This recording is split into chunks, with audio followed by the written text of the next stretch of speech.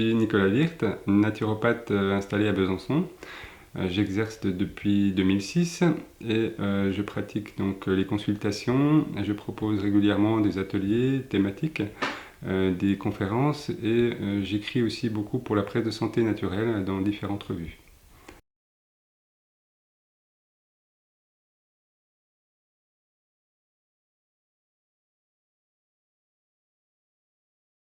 Bonjour Nicolas.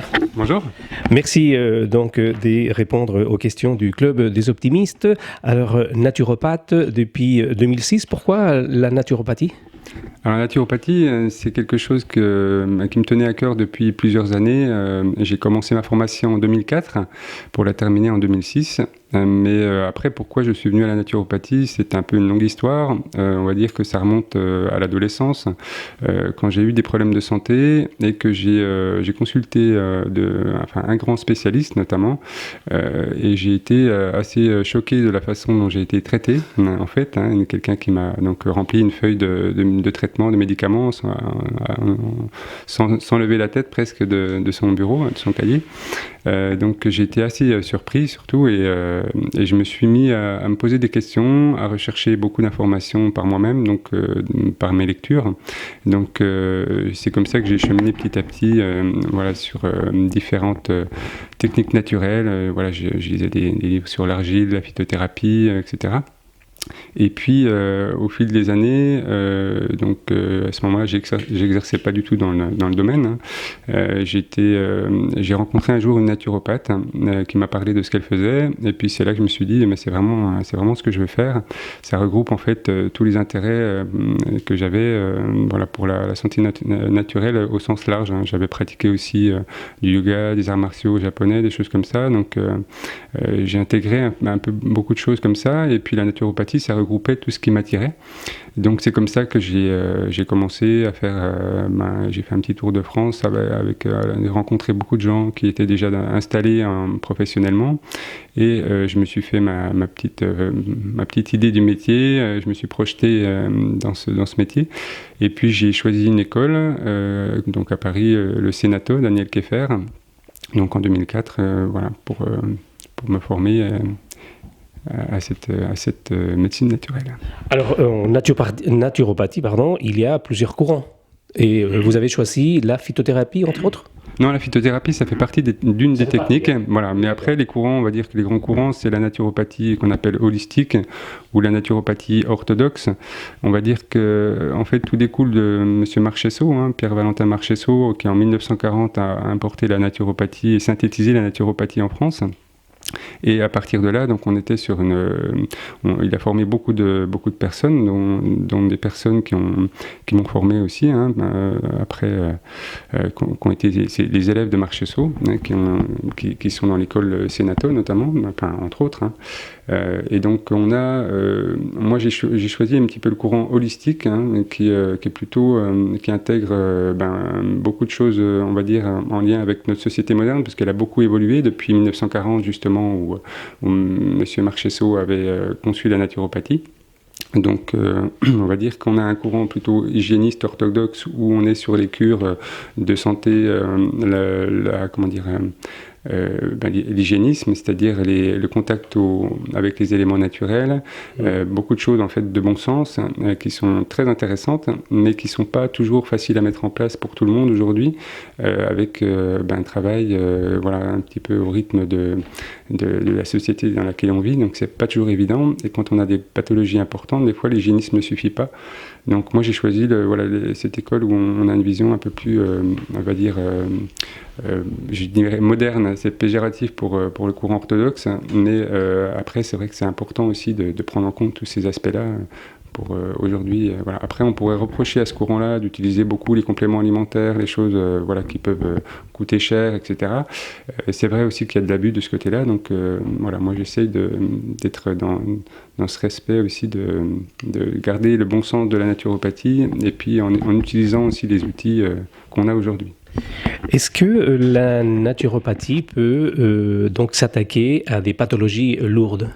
Alors on va pas dire s'attaquer puisque c'est le terme plutôt médical, on va dire. La médecine conventionnelle va s'attaquer à la maladie. Ça, c'est un terme qu'on peut utiliser parce qu'elle elle a une action offensive sur la maladie avec les antibiotiques, les chimiothérapies, etc. Oui, c'est l'attaque directe. Voilà, on cible en fait le pathogène ou en tout cas le mal avec des traitements souvent lourds. Donc c'est nécessaire parfois.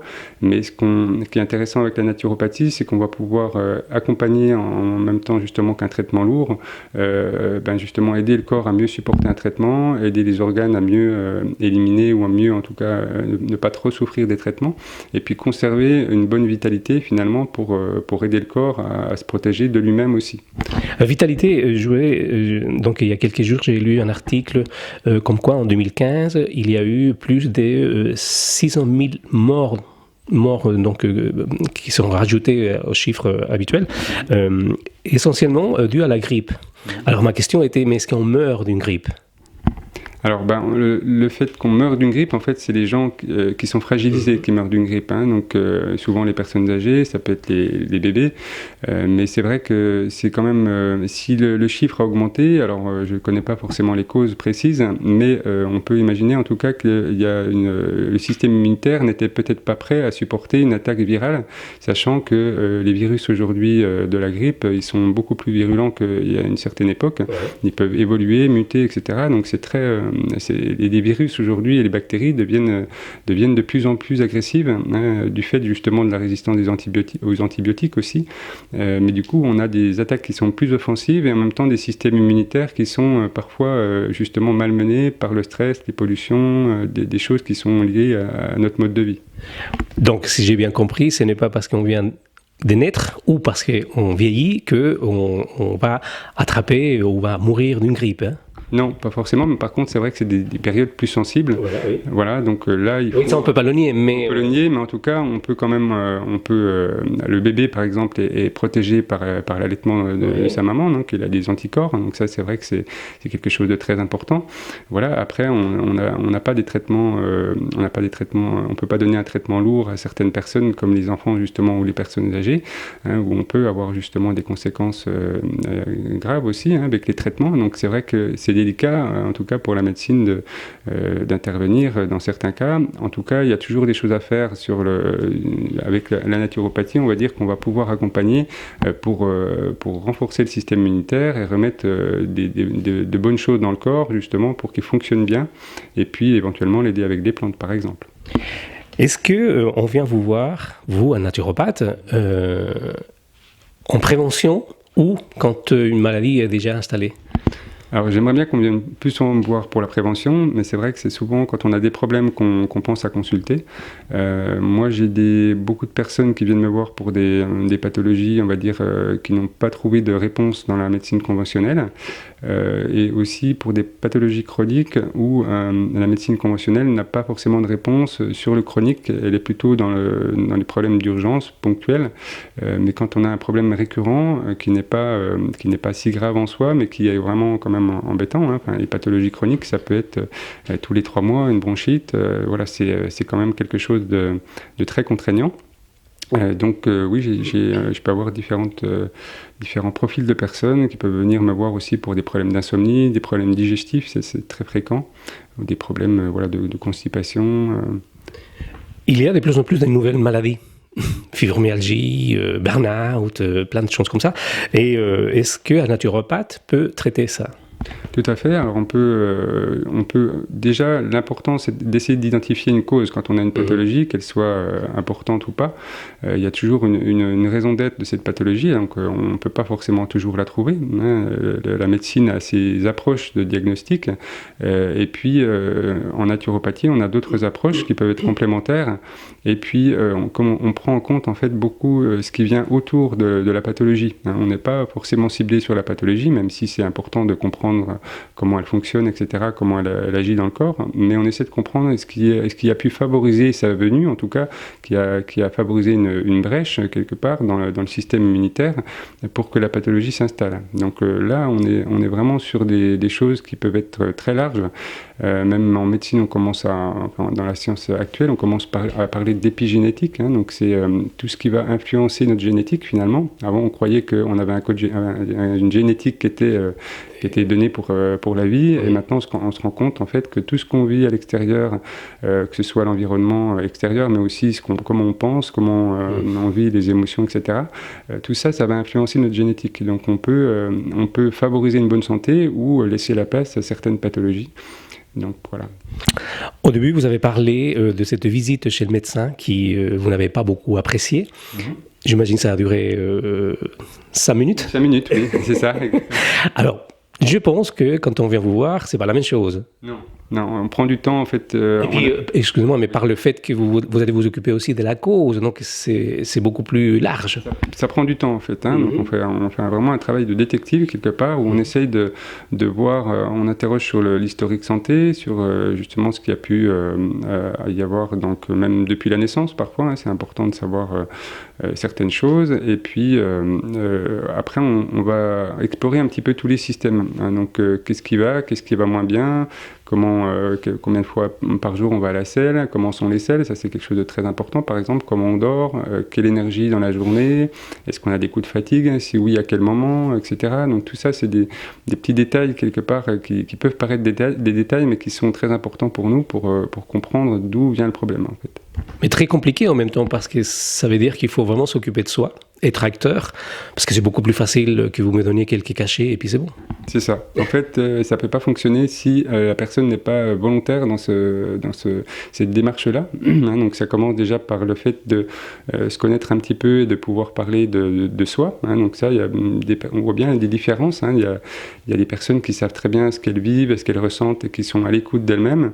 Et puis il y a des personnes qui ont tendance à vouloir justement le traitement, la phytothérapie qui marche justement, mais on n'est pas dans cette...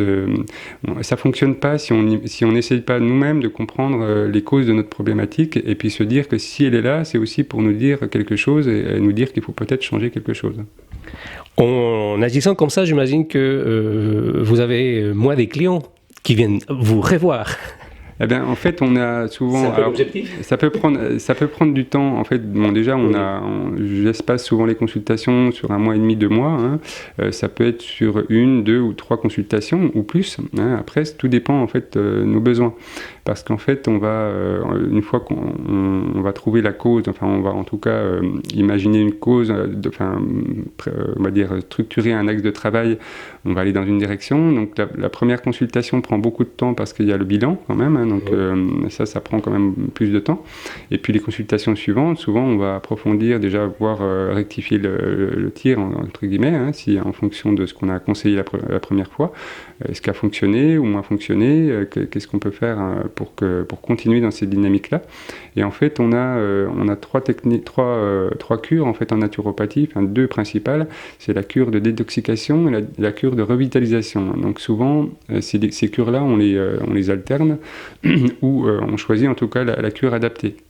Donc on peut très bien faire des cures alternées, justement, à chaque consultation, on va passer de l'une à l'autre, puisqu'on ne peut pas faire les deux en même temps, souvent. Il faut avoir de la vitalité pour se détoxiquer de certaines surcharges. Donc ça on va pouvoir le voir dans les consultations suivantes. Et puis après, ça peut être aussi des techniques qu'on va donner à la personne pour que, justement, elle gère sa santé elle-même, avec des techniques de gestion du stress, par exemple, des techniques de relaxation. Moi, je propose différentes techniques comme ça pour que la personne puisse chez elle mettre en place une bonne respiration, même dans le travail, pas forcément sur des temps isolés comme ça, mais en tout cas dans le quotidien, comment mettre en place et éviter que je sois en proie à l'insomnie le soir, parce que en général c'est le résultat d'une journée qui n'a pas été idéal. Donc je viens vous voir ici pour une pathologie, une maladie, et je ressors d'ici avec vraiment beaucoup d'outils que je vais pouvoir utiliser et qui vont me permettre en fait de voir l'ensemble du corps. En fait, vous avez un programme en sortant d'ici, donc avec déjà souvent des conseils alimentaires, pratiquement, systématiquement, et puis ensuite vous avez différents conseils sur ce qu'on aura déterminé comme prioritaire, pour que les choses se rétablissent. Est-ce que, pour terminer, les mentalités changent?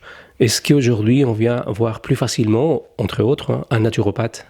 Oui, il y a beaucoup d'évolutions déjà sur la connaissance du terme naturopathe. Moi, quand j'ai commencé il y a 10 ans, on me regardait souvent. Voilà, on se demandait ce que c'était. Et puis aujourd'hui, même si on ne sait pas toujours expliquer, on a entendu parler de naturopathe, de la naturopathie. Donc ça, c'est vrai qu'il y a eu une grosse évolution.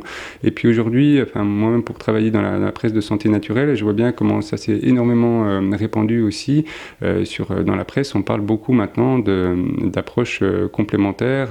Justement sur de la médecine, et on sait maintenant avec les scandales médicamenteux, avec beaucoup de choses comme ça qui ont éclaté dans les médias, les problèmes des pesticides, d'environnement. Maintenant, même il y a 10 ans, on parlait encore à reculons du climat qui changeait. Il y en a beaucoup qui n'y croyaient pas. Aujourd'hui, on est tous conscients que c'est à part certains, mais c'est vrai que ça reste rare. Maintenant, tout le monde est conscient qu'il y a vraiment un changement. Donc, et c'est pareil dans les mentalités sur justement la prise en charge qu'on peut faire de soi-même, plutôt que de se laisser prendre en charge pour les problématiques de santé. On a aussi un rôle à jouer, et puis on ne peut plus écouter en fait le système officiel sans un petit peu le remettre en question et avoir son propre avis. C'est très important. Très bien, je suis très content parce que je sors d'ici, mais vraiment mieux que ce que je suis rentré. Bonne continuation, Nicolas, et bravo, félicitations pour ce travail que vous faites. Merci beaucoup. Merci.